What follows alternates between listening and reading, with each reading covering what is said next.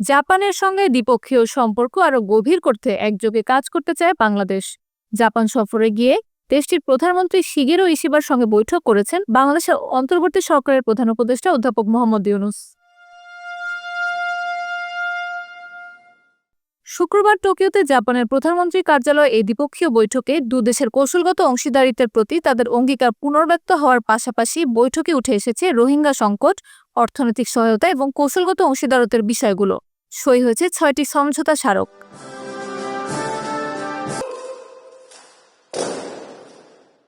এছাড়াও বাজেট সহায়তা, রেলপথ উন্নয়ন ও অনুদান হিসেবে বাংলাদেশকে $1.63 বিলিয়ন সহায়তা দেবেন জাপান।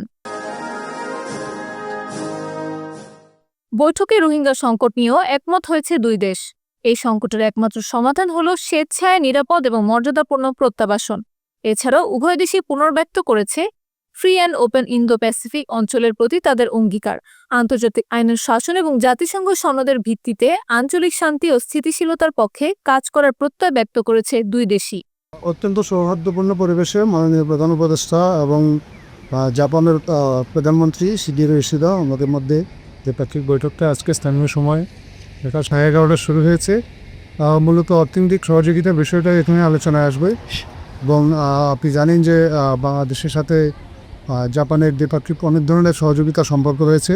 সেই সম্পর্কের নানা খুঁটিনাটি দিক এখানে আলোচনা হবে।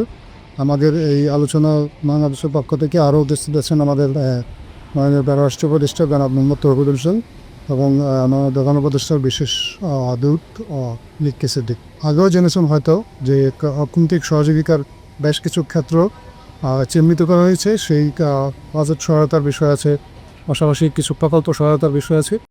এদিকে প্রধান উপদেষ্টা ব্যবসায়ী প্রতিনিধিদের সংগঠন জেট্রোর সঙ্গে বৈঠক করবেন। বৈঠকে মূলত বাংলাদেশের জাপানে বিনিয়োগ নিয়ে আলোচনা হবে। সন্ধ্যা 6:30টায় তিনি জাপানের সোকা ইউনিভার্সিটি থেকে প্রধান অনারারি ডক্টরেট ডিগ্রি গ্রহণ করবেন।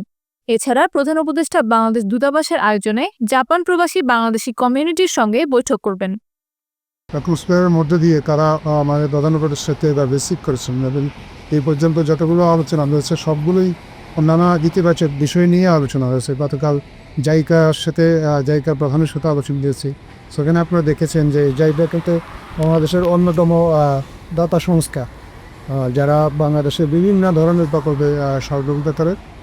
সেই অনলাইন যে প্রকল্পগুলো আছে সেগুলোতে সহযোগিতার বিষয়গুলো আলোচনা হচ্ছে, বিশেষ করে মাতার বাড়ি নিয়ে। এবং এছাড়াও আরও নতুন করে তোমার সহযোগিতা করা যায় কিনা সেগুলো নিয়ে আলোচনা হয়েছে। যেমন ডিপ সি ফিশিংয়ের একটা বিষয় আলোচনা এসেছে। বাংলাদেশ তখনই আসলে এই বিষয়টা নিয়ে আন্তর্জাতিক সংস্থার কোনো সহযোগিতা চাইলে, কারণ আমাদের সমুদ্র সীমায় আমরা মনে করি যে প্রচুর মৎস্য সম্পদ আছে যেগুলো আমাদের দেশের মৎস্যজীবীরা তারা ঠিক সেভাবে আহরণ করতে পারে না।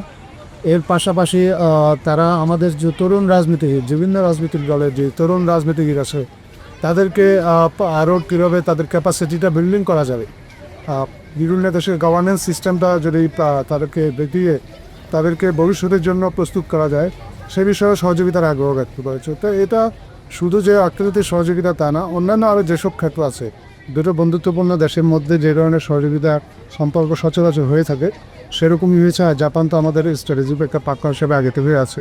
সো আজকেও আলোচনায় সেটা জাপানের প্রধানমন্ত্রী উল্লেখ করেছেন আলোচনার শুরুতে।